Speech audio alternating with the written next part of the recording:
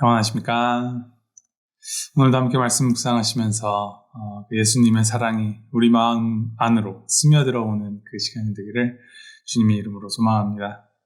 오늘 함께 나눌 말씀 누가복음 13장 10절에서부터 21절 말씀입니다.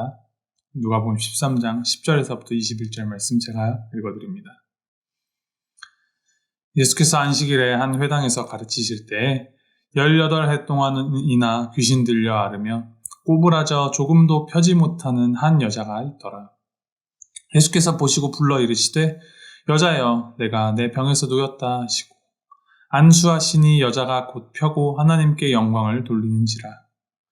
회당장이 예수께서 안식일에 병 고치시는 것을 분내어 무리에게 이르되 일할 날이 엿새가 있으니 그 동안에 와서 고침을 받을 것이요 안식일에는 하지 말 것이니라 하거늘 주께서 대답하여 이르시되 외식하는 자들아 너희가 각각 안식일에 자기의 소나 나귀를 외양간에서 풀어내어 이끌고 가서 물을 먹이지 아니하느냐. 그러면 18해 동안 사탄에게 매인 바 된 이 아브라함의 딸을 안식일에 이 매임에서 푸는 것이 합당하지 아니하냐. 예수께서 이 말씀을 하시매 모든 반대하는 자들은 부끄러워하고 온 무리는 그가 하시는 모든 영광스러운 일을 기뻐하니라.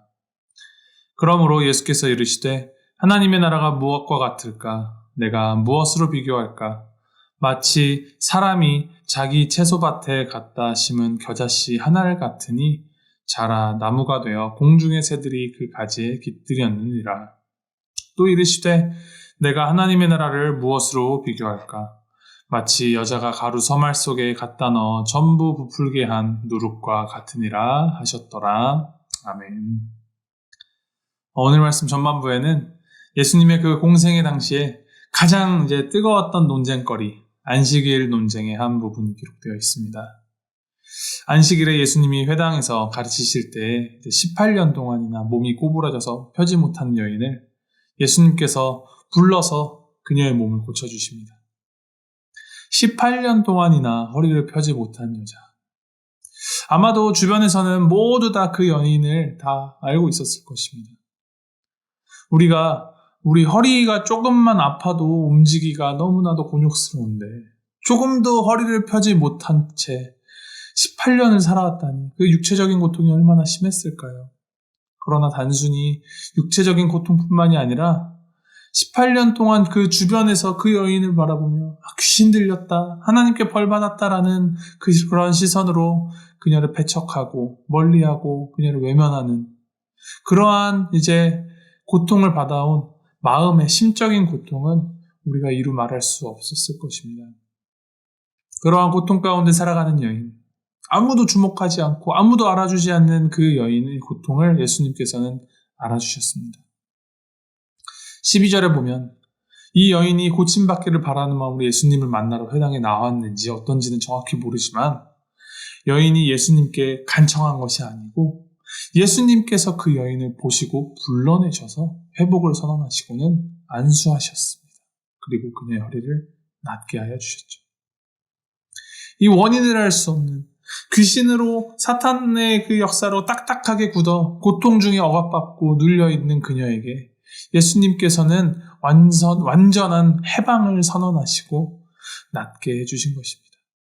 작은 영혼을 향한 예수님의 관심이었고 아파하는 영혼을 향한 예수님의 긍휼과 사랑의 마음이 여기에서 보이는 것입니다. 이제 문제거리가 되는 것이 이날이 안식일이었다는 것이죠. 회당장을 비롯한 전통을 중시하는 반대파 유대인들이 안식일에 노동을 하였다, 안식일법을 위배하였다 분노합니다. 아픈 자를 향한 약한 자를 향한 예수님의 긍휼과 사랑의 마음은 나몰라라 하고 본래 하나님께서 주신 그 율법의 목적은 다 망각한 채 마치 그 18년 동안이나 굳어져 있던 그 여인의 허리처럼 율법주의 안에 굳어진 이 유대인들의 의식이 안식일의 주인이 누구이신지도 알아보지 못하고 정말 분노를 쏟아내는 모습을 보입니다. 이것을 아셨기 때문에 예수님께서는 의도적으로 안식일에 병고침을 행하셨으리라 생각합니다.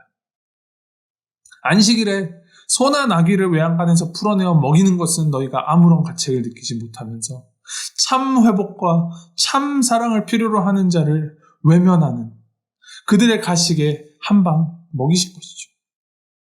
단순히 그들의 그 율법주의적인 사고방식을 그냥 깨는 것에서 그치는 것이 아니라 이를 통해서 진짜 안식이 필요한 자에게 참 안식을 주는 것이 안식일의 목적이다라는 것을 분명하게 하시는 것입니다. 이 안식일 논쟁을 위한 작은 인식의 변화, 그것은 단순히 안식일법에만 국한되는 것이 아니라 하나님께서 우리에게 주신 모든 명령들, 더 나아가서 우리가 신자로서 하나님과 나의 관계가 바로 서 있는지를 이제 전체를 되새겨 볼 수 있는 계기가 될 수 있습니다. 18절부터 21절까지 예수님이 하나님의 나라가 이제 겨자씨 하늘과 같고 누룩과 같으니라 라고 비유로 가르치십니다. 이 말씀을 묵상할 때 이제 주의해야 할 것은 내가 겨자씨 하늘처럼 작고 지금 내가 누룩과 같을지라도 내가 나중에 큰 나무가 되고 큰 반죽이 되는 것이 정말 마치 내가 더 힘이 세지고 성공하여서 영향력이 강해지고 내가 위대해진다라는 그런 의미로 말씀하신 것이 전혀 아니라는 것을 우리가 주의해야 합니다. 겨자씨 하늘과 누룩은 하나님의 나라라고 하셨습니다. 복음이고 복음을 믿는 우리의 믿음인 것입니다. 우리가 하나님의 나라를 마음으로 받아 이 비록 아주 작은 하나의 씨앗과 같고 눈에 보이지 않는 누룩과 같을지라도 이 복음을 우리가 삶으로 받아들이고 그 하나의 변화를 만들어내기 시작하면 그 모든 과정들을 통하여서 우리 안에 정말 커다란 나무와 같은 완벽한 반죽과 같은 하나님의 나라가 임재한다라는 의미입니다.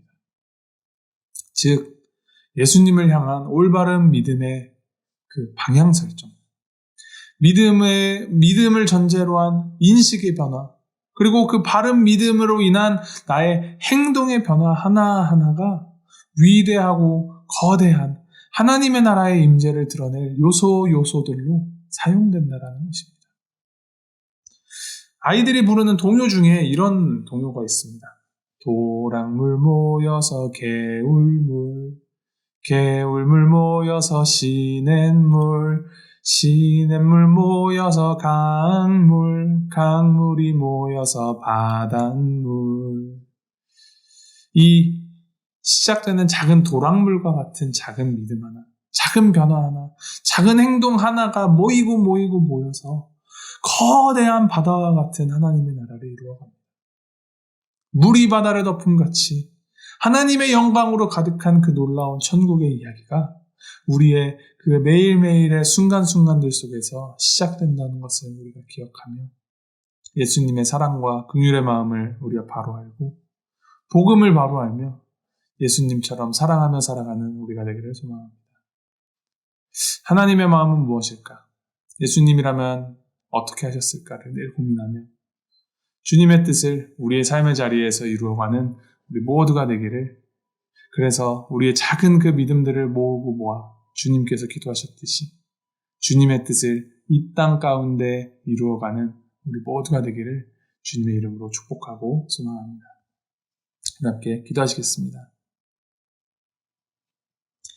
하나님 아버지, 우리의 아픔을 알아주시고 우리를 찾아와 주시어 우리를 회복해 하시는 주님의 그 사랑과 주님의 은혜에 대해서 묵상하게 하시니 감사합니다.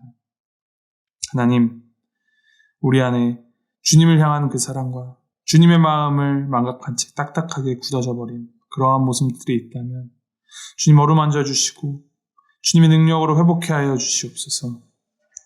우리 안에 심어주신 그 복음을 우리가 진정으로 우리의 마음으로 받아들이고 삶으로 드러내는 우리가 되게 하여 주시옵소서.